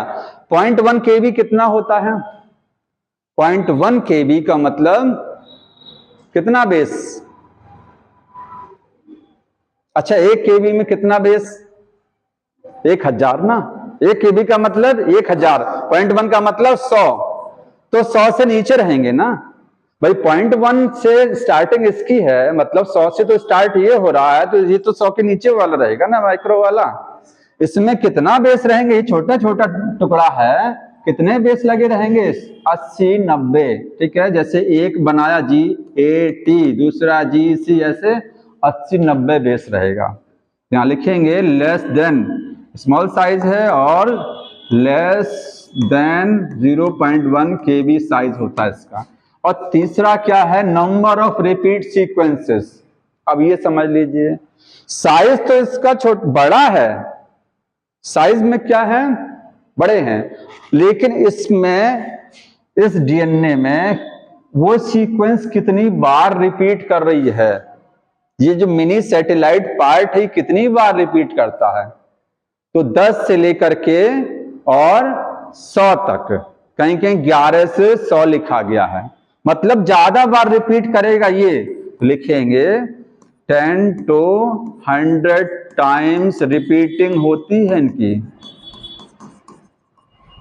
कितनी बार रिपीटिंग है? 10 से लेकर के 100, मतलब इसमें एक सीक्वेंस इतनी बार रिपीट करेगी। और यहां पर है 1 2 या 2 से लेकर के 6 टाइम्स रिपीटिंग, शायद बुक में लिखा गया होगा कहीं, है ना? ये दिया है, हाँ ये नहीं दिया है। अच्छा जो भी दिया उतना आप ग्रहण कर लीजिएगा, उतना उसमें से देख लीजिएगा, ये भी वाला दिया होगा। ठीक, ये वाला दिया, ये वाला पीछे वहां जब आप जाएंगे इस पेज के बगल में, इस पेज पर कहीं, यहाँ इसी में लास्ट पर आ गई, यहाँ देखो, यहाँ पढ़ेंगे इसमें, यही साइज, हाँ साइज दिया है इसका। अब इसका एग्जाम्पल क्या है? इसका एग्जाम्पल है VNTR। जो VNTR बार बार अभी बोलूंगा वो यही है, मिनी सैटेलाइट है, ठीक है। और ये क्या है?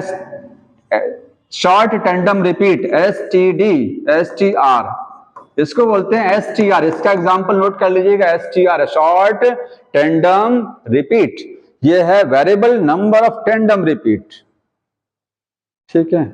अब ये तो थोड़ा सा जानकारी हो गया। अब देखिए यहां पर, अब आ जाइए DNA finger printing. DNA fingerprinting में आप क्या चीज मैच कराते हैं? अगर कहा जाए दो लोगों में मैच क्या कराया जाता है, अब बताइए? रिपीट सीक्वेंस का नंबर, ठीक है, नंबर। अगर मैं कह रहा हूं कि इनके DNA में AGT एक सीक्वेंस है, कितना बेस की है? 1 2 3 4 5 6 बेस है, 6 बेस की सीक्वेंस इनके DNA में है। ये इनके DNA में 60 बार रिपीट कर रही है, तो दूसरे के DNA में 60 बार रिपीट नहीं करेगी, 60 बार रिपीट नहीं करेगी, ठीक है, अलग होगा।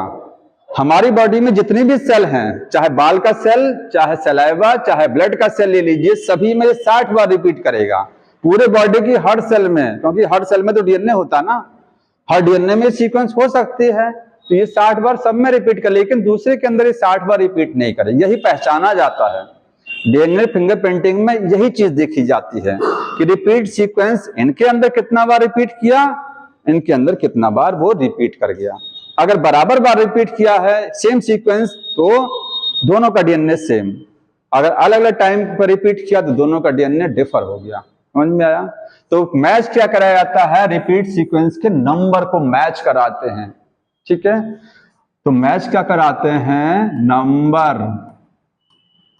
Of repeat sequences, repeated sequences मतलब रिपीटेटिव DNA जो है, रिपीटेटिव DNA, इसी को आप क्या बोलेंगे? सैटेलाइट DNA की संख्या को मैच कराया जाता है, क्योंकि सैटेलाइट DNA 2 प्रकार का है, मिनी और माइक्रो। तो चाहे जो वाला भी आप मैच करा रहे हैं, सब अलग अलग नंबर में दिखेगा।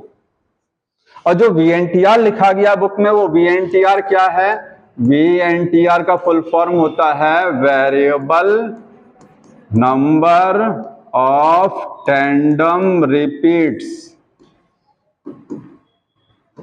ये जो रिपीट सीक्वेंसेस है ना, ये इन्हीं को टैंडम रिपीट सीक्वेंस बोलते हैं। इनका नंबर वेरिएबल होता सब में, सभी लोगों में इनका नंबर क्या है? वेरी करता है, सेम नहीं होता है।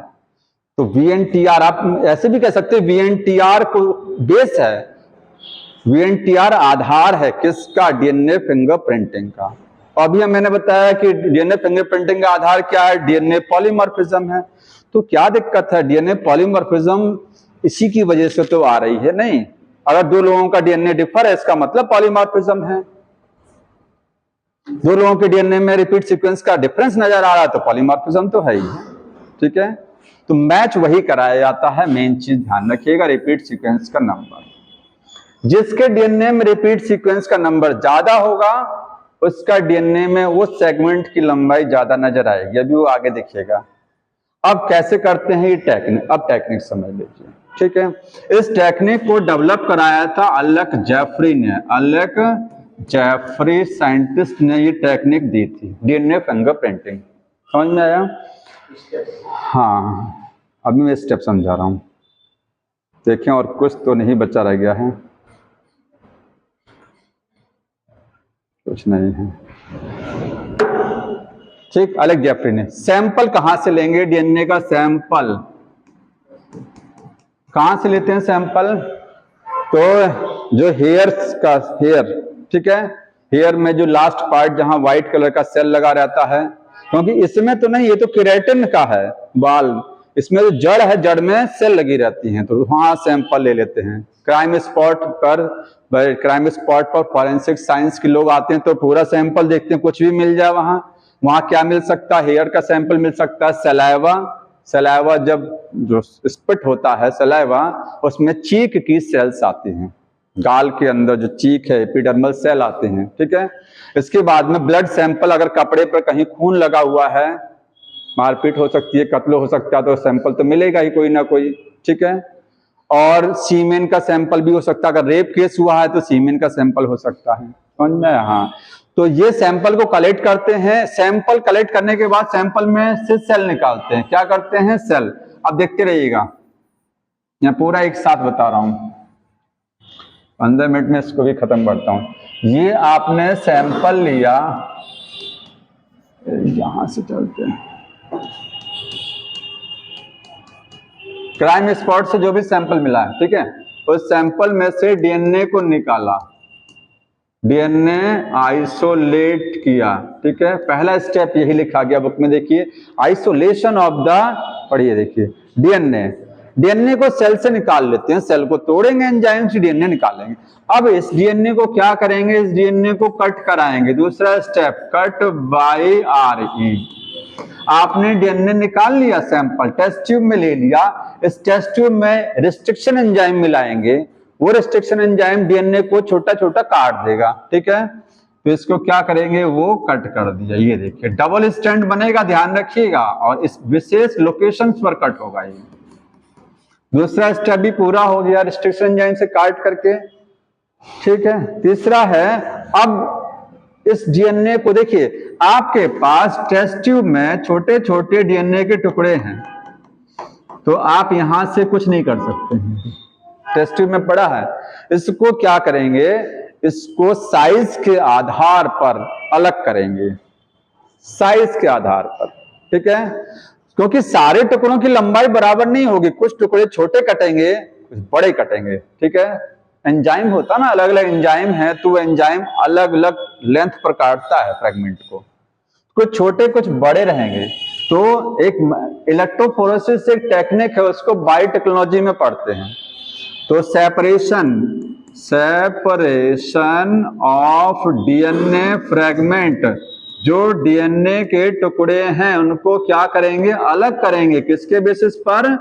On the basis of length, on the basis of length, उनको लेंथ के आधार पर अलग कर दिया। ये कैसे करते हैं वही समझा देंगे बाद में, ठीक है। अब आपके पास देखिए ये आ गया, यहां डायग्राम बनाते रहे। ये आपके पास एक मशीन होती है, उस मशीन में जब डीएनए सैंपल लोड किया जाता है तो जो डीएनए का साइज छोटा रहता है वो डीएनए ऊपर रहेगा, और जो डीएनए का साइज बड़ा, और जितना छोटा उतना ही डीएनए नीचे जाएगा। इलेक्ट्रोफोरेसिस में सबसे छोटा डीएनए सबसे नीचे और सबसे बड़ा डीएनए का टुकड़ा सबसे ऊपर टिकेगा, ठीक है। और साथ में अगर आप मैच भी कराने जा रहे हैं तो मैच में भी देख लीजिए, अभी वो स्लाइड दिखा दूंगा, उसमें यही बना देते हैं। देखिए, जैसे मान लीजिए ये है, यहां पर ये आपका क्राइम सीन का डीएनए है, ये क्राइम सीन का डीएनए है, ठीक है। दो लोगों पर सस्पेक्टेड है, दो लोगों पर डाउट है, 1 और 2, दो लोगों का डीएनए निकाल लिया। जिसने क्राइम किया है तो 4-5 लोगों का सैंपल, ब्लड सैंपल ले लिया, 2 लोगों का सैंपल ले लिया, क्राइम स्पॉट से जो डीएनए मिला वो सभी के डीएनए को मशीन में रन करा दिया तोड़ ताड़ के, ठीक है। ये देखिए इस तरीके से है, बता सकते हैं किसने क्राइम किया इसमें? S1 की S2, हाँ S1 की S2 वाला है, S2 वाला सेम मैचिंग पैटर्न मैच कर रहा है कि नहीं कर रहा है? S2 का देखिए मैच कर रहा है ना। तो इतना आसान तो है नहीं ये आसान तो नहीं है ना, लेकिन अब देखिए S2 मैच कर रहा है, क्योंकि जितना बड़ा ये उतना बड़ा ये, जितना ये उतना ये, इतना ये, सेम जगह पर रोका भी है, जहां पर ये टिका हुआ है करके वहीं पर ये भी टिका है, ये थोड़ा नीचे जा रहा है, जहां पर ये टिका है वहीं पर ये भी टिका हुआ, ये थोड़ा नीचे गया है, ठीक है। सेम लंबाई के टुकड़े सेम जगह पर आकर के टिक जाते हैं। अगर जितनी बड़ी लेंथ का टुकड़ा ये है, ये क्राइम सैंपल वाला डीएनए है और ये इसने क्राइम किया है, तो इसी का ही तो डीएनए था ये वाला। ये डीएनए का सैंपल इसी पर्सन का था, तो जब सेम डीएनए रहेगा तो जब एंजाइम से तोड़ेंगे तो टुकड़ों की लंबाई भी सेम जाएगी, और जब टुकड़े की लंबाई सेम रहती है तो टुकड़ा उसी जगह पर आकर के टिकेगा। जिस पर जैसे सोचिए, अगर इसके डीएनए इसकी लंबाई ज्यादा है तो ये कहां रहेगा, ये थोड़ा ऊपर जाएगा। ध्यान रखिए मैंने नीचे बना दिया है। इससे अगर बड़ा है डीएनए, इससे अगर बड़ा डीएनए का टुकड़ा है तो ऊपर जाएगा, ऊपर रुकेगा जाकर के। वो जितना बड़ा हो उतना ऊपर रुकता है वो, ठीक है। तो सेम जगह पर टिक रहा है, इसका मतलब लंबाई बराबर है। तो यहां से अभी देखिए, अभी पूरा नहीं हुआ है, शॉर्टकट हो गया है। तो हम डीएनए को क्या करेंगे, मशीन में रख लेंगे यहां पर। अगला स्टेप देखिए, अब ये मशीन एक्चुअली में इतनी बड़ी मशीन होती है, 2 लाख 2.5 लाख की कीमत इलेक्ट्रोफोरेसिस मशीन। उसमें डीएनए को रन कराते हैं, ठीक है, डीएनए को फंसा लेते हैं। समझ में आया? आप चाहें तो यहीं से आइडिया लगा सकते हैं, आगे का स्टेप नहीं करना है। इसी में आप पता लगा सकते हैं किसने क्राइम किया है, क्योंकि इसी मशीन में डीएनए जब आपने लोड कराया, 3 जगहों पर डीएनए लोड है, एक क्राइम स्पॉट का डीएनए, एक सस्पेक्टेड 1, 2, साथ में डाई मिला देते हैं डीएनए में। इथियोनियम ब्रोमाइड एक डाई होती है, वो डाई मिलाने के बाद में होगा क्या, जैसी अल्ट्रावायलेट रेज डालेंगे इस मशीन पर, वो डीएनए चमकेगा, जहां जहां डीएनए तैरेगा वहां वहां वो चमकेगा। तो आप पता लगा सकते हैं कि ये यहां रुका है, ये शाइन करेगा एकदम अंधेरे में। समझ में आया? सारे डीएनए चमकते हैं। तो यहां से भी क्लियर हो सकता है। और ज्यादा क्लियर करना चाहते हैं तो आगे वाला स्टेप करते हैं। आगे में क्या करेंगे, मशीन को खोलेंगे, जेल को निकालेंगे, जिससे जेल होता है पूरा, जेल की शीट में फंसा होता है डीएनए, जेल को निकालेंगे। इस जेल को निकालने के बाद में आपके पास ये जेल आया, इसमें डीएनए फंसा हुआ है।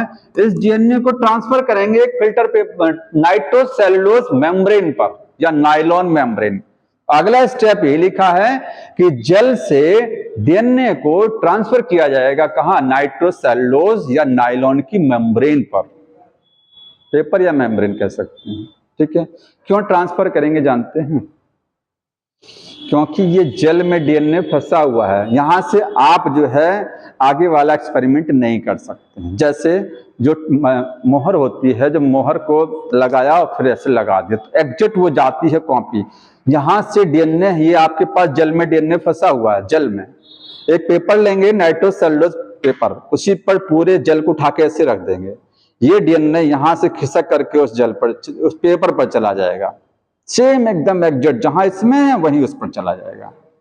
तो ट्रांसफर कर देते हैं डीएनए को कहां, जेल से नाइट्रोसेलुलोज पेपर पर। ये अगला स्टेप समझ में आया होगा, ठीक है, हो गया। नाइट्रोसेलुलोज पेपर पर मैं लिख नहीं रहा हूं, इसको टाइम नहीं है, पेपर बुक में देखते रहिए। इसको क्या करेंगे, जेल से इसको ट्रांसफर करेंगे, नाइट्रोसेलुलोज पेपर पर ले जाएंगे।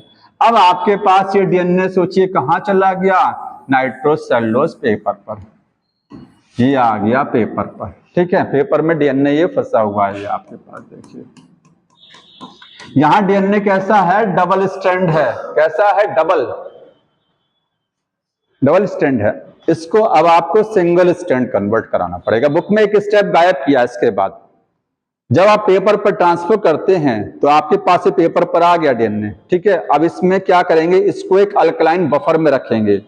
इस पेपर को कहां रखा जाएगा, अल्कलाइन बफर में, और उसमें अल्कलाइन बफर में की वजह से ये डीएनए क्या हो जाएगा, सिंगल स्ट्रैंड में कन्वर्ट हो जाएगा, ठीक है। तो यहां पर ये डीएनए, अब सोचिए, यहां बढ़ा लीजिएगा बुक में वो लाइन, हाँ उसको बढ़ा लीजिएगा। ट्रांसफर करने के बाद अगला स्टेप उसमें बढ़ाइएगा कि नाइट्रोसेलुलोज पेपर जो है उसको ट्रीटेड, मतलब उसको ट्रीट किया जाएगा बाय अल्कलाइन बफर सॉल्यूशन से उसको ट्रीट किया जाएगा। तो सब सिंगल स्ट्रैंड बन गए, ठीक है। अब क्या करेंगे, अब मान लीजिए, देखिए यहां तो तीनों का सैंपल लगा दिया था, यहां तो तीनों का, मान लीजिए आप तीनों का सैंपल नहीं लगा रहे हैं मशीन में, आप किसका लगा रहे हैं, आप केवल क्राइम स्पॉट वाला लगा रहे हैं। कौन सा सैंपल आप लगा रहे हैं? जो क्राइम सीन से मिला है, ठीक है, उसको सिंगल स्ट्रैंड बना लिया। अब जिस पर डाउट है उसके डीएनए को लेकर के उसके डीएनए को तोड़ेंगे, उसके डीएनए को सिंगल स्ट्रैंड बनाएंगे। समझ रहे हैं कुछ? जिस पर डाउट है, जितने लोगों पर सबका डीएनए निकाला सेम प्रोसीजर से, सबके डीएनए के छोटे छोटे टुकड़े बनाए, उन टुकड़ों को सिंगल स्ट्रैंड में कन्वर्ट कराया और उन टुकड़ों के ऊपर में एक प्रोब एक अटैच कराया। क्या चीज? रेडियो एक्टिव मटेरियल, कुछ भी अटैच करा दिया, क्योंकि रेडियो एक्टिव मटेरियल मदद करता है पहचानने में। जहां जहां रेडियो एक्टिव रहेगा वहां वहां चमकेगा वो, वही ऑटो रेडियोग्राफी बताने जा रहे हैं, ठीक है। और छोटे छोटे जो टुकड़े हैं जिनके साथ अटैच करा, इसी को बोलते हैं प्रोब, ठीक है। तो आपको क्राइम सीन से ये मिला है, पहचानना चाहते हैं कि ये इन्हीं का डीएनए है, तो इनके डीएनए को निकालेंगे, इनके डीएनए में स्मॉल फ्रेगमेंट बनाएंगे, रेडियो एक्टिव मटेरियल अटैच कराएंगे, उसके बाद ले जाकर के यहाँ पर मिला देंगे डीएनए को, इस पर अप्लाई करा देंगे। तो अगर इनका डीएनए ये क्राइम वाला इन्हीं का होगा तो इनका डीएनए डबल स्ट्रैंड बना लेगा, मैच कर जाएगा ना, क्योंकि सिंगल स्ट्रैंड की कॉम्प्लीमेंट्री कॉपी तो इनके अंदर है कि नहीं है। आखिर दोनों डीएनए में आपस में कॉम्प्लीमेंट्री होती है ना, डीएनए के दो स्ट्रैंड दोनों में एक दूसरे के क्या है? कॉम्प्लीमेंट्री। तो आधा तो यहां था, आधा तो सिंगल स्ट्रैंड यहां था, आधा उनके अंदर से ले लिया।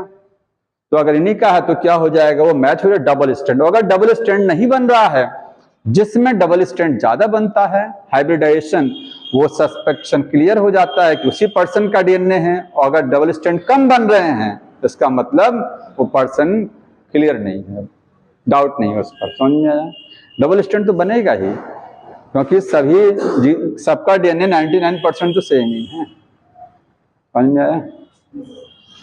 तो ऑटो रेडियोग्राफिक टेक्निक से प्रोब का सहारा लेकर के प्रोब अप्लाई कराएंगे। लास्ट के 2 पॉइंट जो मैंने छोड़े हैं वो यही लिखा है कि आप प्रोब लेंगे, ठीक है, प्रोब को अप्लाई कराएंगे, फिर ऑटो रेडियोग्राफी टेक्निक से पहचानेंगे कहां कहां डबल स्ट्रैंड बना। ऑटो रेडियोग्राफी में कुछ नहीं है, एक्सरे अप्लाई कराते हैं। एक्सरे जैसे, हाँ, एक्सरे मतलब एक्सरे जब डालेंगे ना प्रोब पर, नाइट्रोसेलुलोज पेपर पर जब ये डीएनए ले गए थे आप, सिंगल स्ट्रैंड आपने प्रोब मिलाया, डबल स्ट्रैंड बना, और जैसे एक्सरे डालेंगे तो ये चमकेगा, जहां जहां प्रोब रहेगा वहां वहां ये चमकने लगेगा, ठीक है। वीएनटीआर मैंने बता दिया है आपको।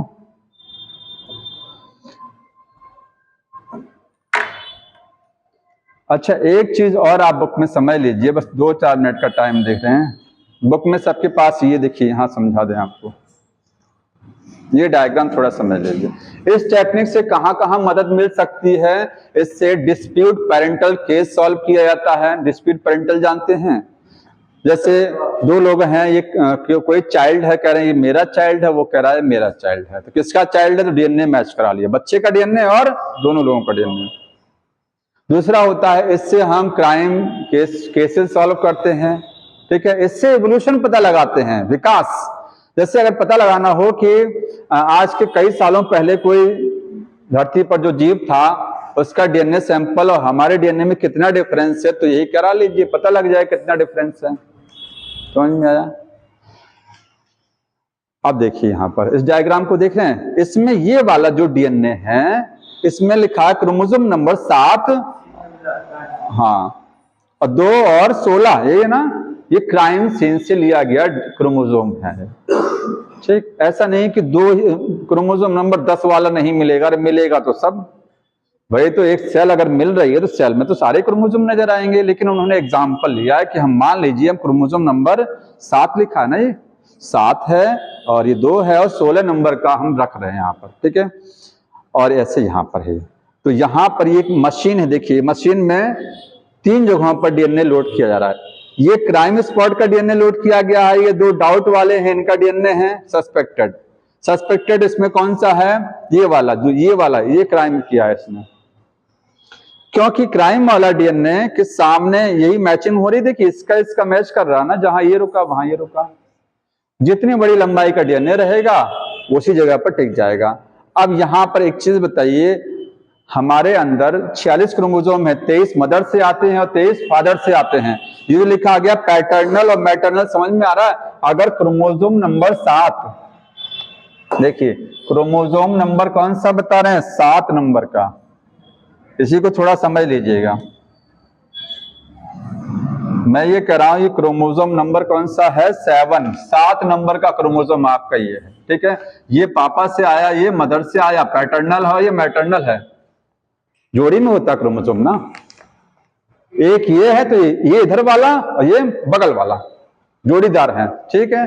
तो ये इसमें देखिए जो पापा वाला क्रोमोसोम था उसमें VNTR कितना है, देखिए कोई भी सीक्वेंस पर्टिकुलर 3 बार रिपीट कर रही है ना, तो कोई जरूरी नहीं मम्मी वाले में 3 बार रिपीट करेगी। 7 नंबर का मम्मी वाला क्रोमोसोम आया है तो उसमें रिपीट करेगा कितनी बार, 4 बार।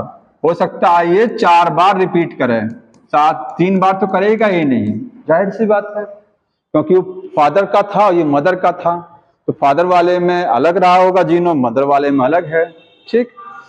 तो यहाँ 3 बार रिपीट किया, ये 4 बार रिपीट किया। ऐसे ही क्रोमोसोम नंबर जो दूसरा है उसमें गिन लीजिए कितनी बार येलो कितनी बार आया, पैटर्नल और मैटरनल में इतनी बार। ऐसे इसमें 16 वाले में गिनी, ऊपर कितना, ये यही क्या है, यही गिनाया जाता है। जैसे ये और इसमें गिनेंगे, ये देखिए अब ये क्राइम वाले में आप गिनेंगे 7 नंबर में गिनिए कितना है, ऊपर वाले ब्लॉक कितने ब्लॉक हैं, 7 नंबर में 2 क्रोमोसोम है, एक फादर का एक मदर का है 7 नंबर वाला, तो ऊपर वाले में 11 है, नीचे वाले में 9। यही ये क्राइम वाला है, ठीक। और जिसने क्राइम किया है वो ये पर्सन था, क्योंकि उसमें भी तो सेम रिपीट है, उसमें भी क्या है, जितने रिपीट यहाँ उतने कॉलम यहाँ पर हैं।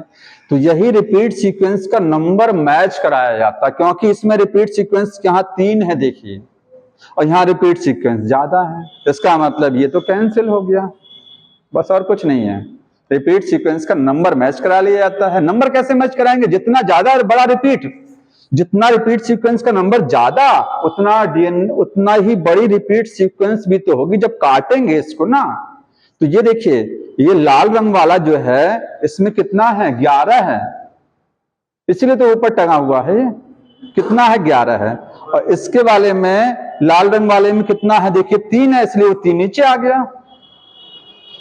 ए वाला जो पर्सन है इसका डीएनए यहां चल रहा है, इसमें ऑरेंज वाला देखिए, ऑरेंज वाले में 3 और 4 हैं रिपीट, तो उसका डीएनए नीचे आया ना, रिपीट छोटी है।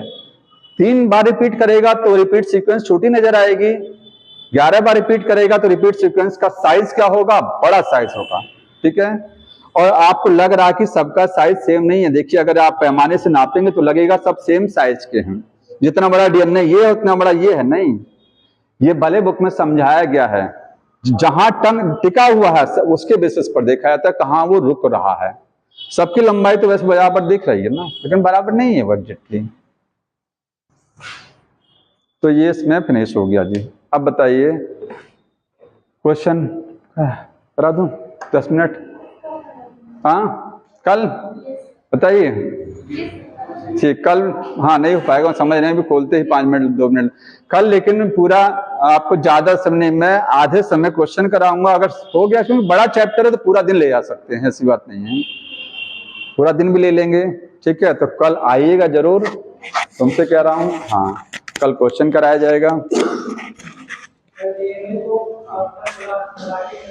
हाँ देखिए यही सदर्न ब्लॉटिंग है, डीएनए को जेल से कहाँ ले गए, पेपर पर, सदर्न। अगर यही प्रोटीन होता तो होता है वेस्टर्न ब्लॉटिंग, अगर यही आरएनए होता तो नदर्न ब्लॉटिंग होती है। 3 तरीके की होती है, वेस्टर्न प्रोटीन के लिए होता है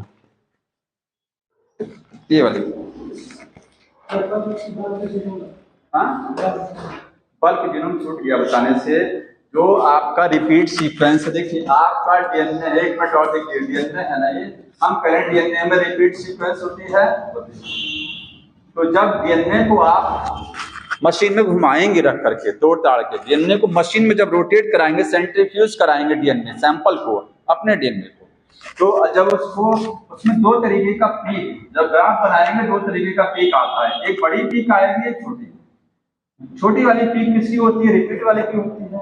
और बड़ी वाली पीक जो है वो बल्क डीएनए है। बल्क का मतलब क्या है, मेजर डीएनए, ठीक है। जो मेन डीएनए 99% वाला है, जो मेन डीएनए है उसका पीक बड़ा आएगा, और रिपीट वाले का पीक क्या आएगा, छोटा आएगा, क्योंकि रिपीट सीक्वेंस बहुत ज्यादा नहीं है, बुक में लिखा बहुत ज्यादा तो है, लेकिन वो है 0.1%। हाँ, major part bulk DNA, major peak नजर आती है। बस ठीक।